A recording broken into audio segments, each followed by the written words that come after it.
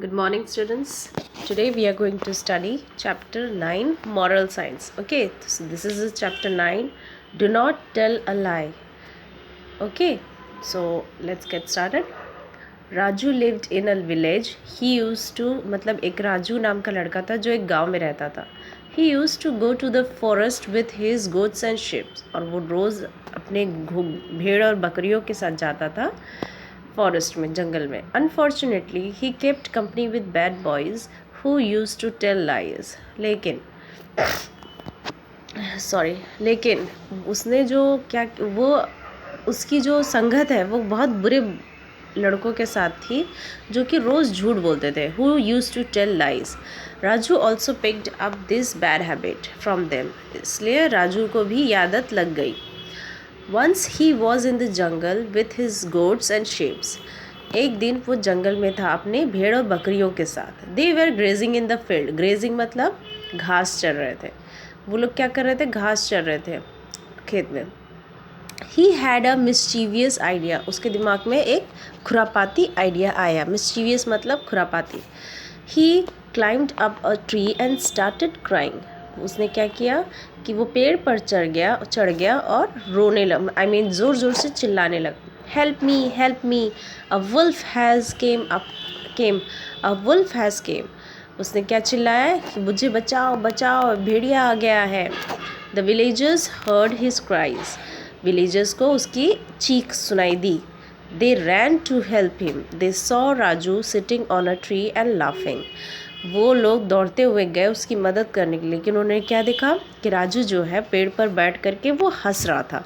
They could not understand the matter. उनको समझ में नहीं आया क्या मैटर है, क्या बात है, क्यों हंस रहा है.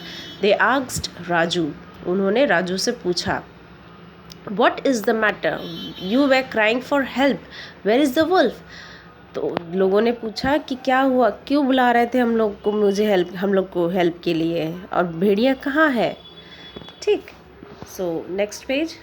Raju laughed and sad. Raju को हंसी आई और उसने क्या कहा कि मैं तो मजाक कर रहा था. I was only joking. There is no wolf. यहाँ पर कोई भेड़िया नहीं है. The villagers felt bad and were angry with Raju. Villagers जो है, जो गांव वाले हैं, सीधी सी बात है, उनको बुरा लगेगा तो इनके साथ इस तरीके से मजाक करेगा तो. An old man advised Raju not to do such things again.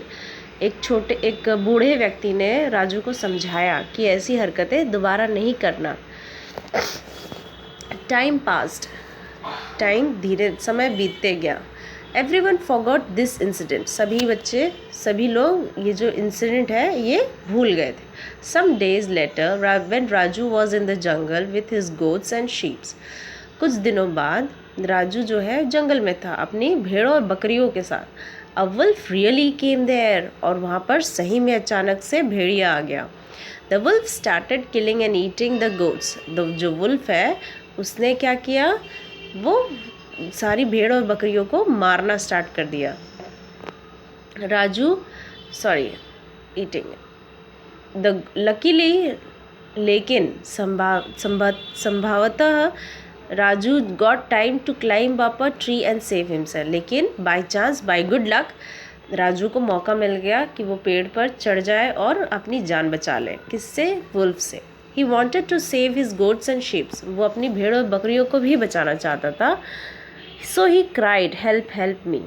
इसलिए उसने चिल्लाया कि बचाओ. A wolf has come. It is killing the goats. उसने चिल्लाया कि भेड़िया आ गया है, वो मेरी भेड़ और बकरियों को मार रहा है. The villagers heard the cries but they did not believe him. Villagers जो है उसकी आवाज़ उनके कानों तक पहुंची, लेकिन उन्होंने उसका विश्वास नहीं किया क्योंकि वो ऑलरेडी ऐसा कर चुका था. No one came to his help. कोई भी उसकी मदद के लिए नहीं आया. The wolf killed many goats and sheeps. जो वुल्फ है उसने बहुत सारी भेड़ और बकरियों को मार डाला था. It also attacked Raju and injured him. उसने राजू को भी अटैक किया और उसे भी घायल कर दिया. घायल मतलब इंजर्ड. He started bleeding. और उसे खून बहने लगा. Luckily a stranger passed that way. लेकिन बाय चांस वहाँ से एक अजनबी व्यक्ति गुजरा. He saw Raju and his dead goods, उसने राजू को देखा और उसकी मरी हुई बकरियों और भेड़ों को देखा। He went to the village and told the villagers, वो विलेज में गया, गांव में गया और लोगों को बताया। ठीक, the villagers come and took Raju and his goats and sheeps to the village.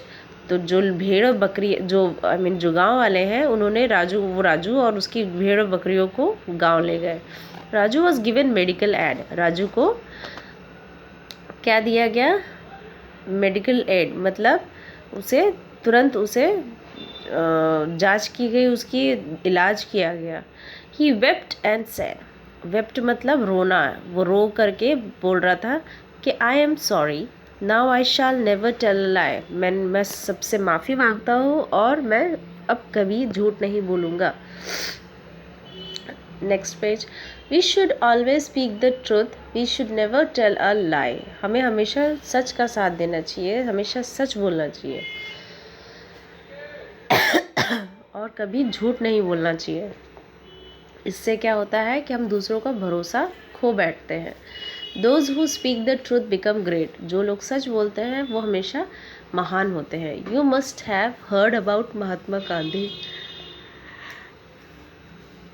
आप लोगों ने सुना होगा महात्मा गांधी के बारे में। He always spoke the truth, he used to say truth is God, वो हमेशा सच बोलते थे, इसलिए उनका कहना था कि सच ही भगवान है।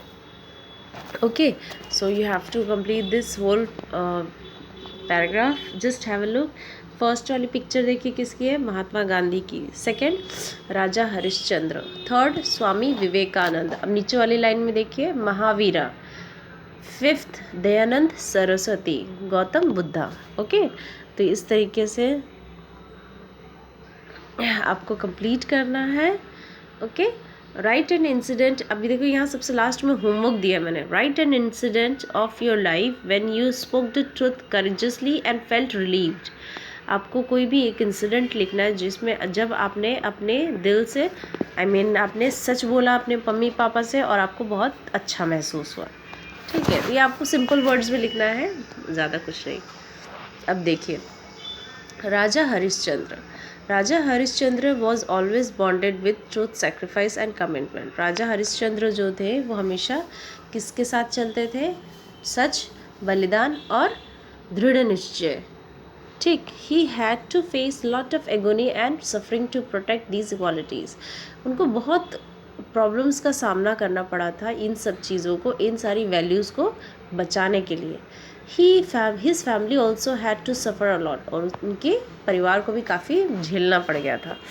Hence he was dignified as सत्यवादी राजा हरिश्चंद्र, इसलिए उनको हम क्या कहते हैं? सत्यवादी, क्योंकि ही ऑलवेज स्पीक द ट्रुथ।